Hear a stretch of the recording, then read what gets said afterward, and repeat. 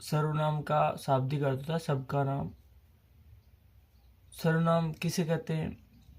जो शब्द संज्ञा के स्थान पर प्रयुक्त किए जाते हैं उन्हें सर्वनाम कहते हैं। सर्वनाम का प्रयोग इसलिए किया गया है कि पुनरुक्ति दोष से बचने के लिए सर्वनाम शब्दों का प्रयोग किया जाता है। सर्वनाम शब्द 11 होते हैं। सर्वनाम शब्द 11 होते हैं, जैसे मैं, तुम, आप, कुछ, कोई, यह, वह, क्या, कौन, जो, सो इत्यादि। सर्वनाम 6 प्रकार के होते हैं। पुरुषवाचक सर्वनाम, निश्चयवाचक सर्वनाम, अनिश्चयवाचक सर्वनाम, प्रश्नवाचक सर्वनाम, संबंधवाचक सर्वनाम, निजवाचक सर्वनाम। पुरुषवाचक सर्वनाम जिन सर्वनाम शब्दों से पुरुष का बोध होता है उन्हें पुरुषवाचक सर्वनाम कहते हैं।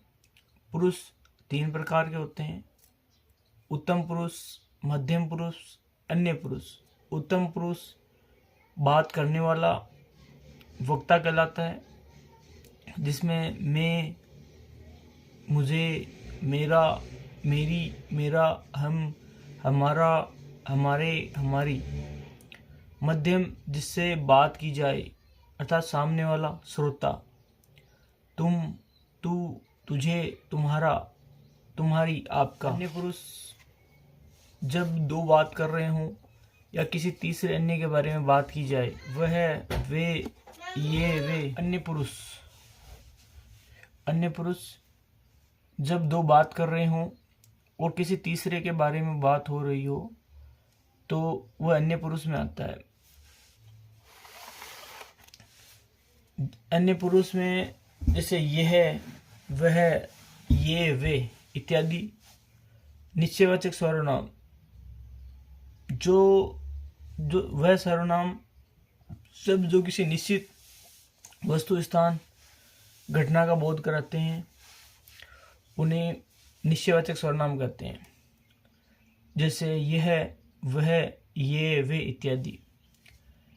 अनिश्चयवाचक सर्वनाम वह सर्वनाम शब्द जो किसी अनिश्चित वस्तु, स्थान आदि का बोध कराते हैं उन्हें अनिश्चयवाचक सर्वनाम कहते हैं, जैसे कोई, कुछ, किसी।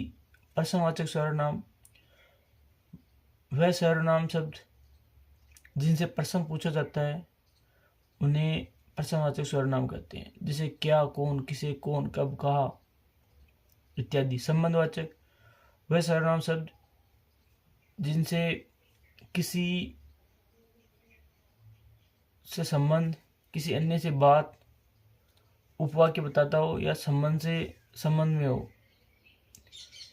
सर्वनाम शब्द वह शब्द जो कि संबंधवाचक सर्वनाम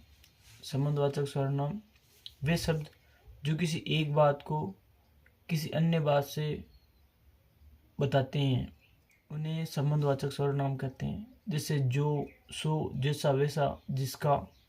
निजवाचक सर्वनाम जो सर्वनाम शब्द खुद के लिए या स्वयं के लिए प्रयुक्त होते हैं उन्हें निजवाचक सर्वनाम कहते हैं।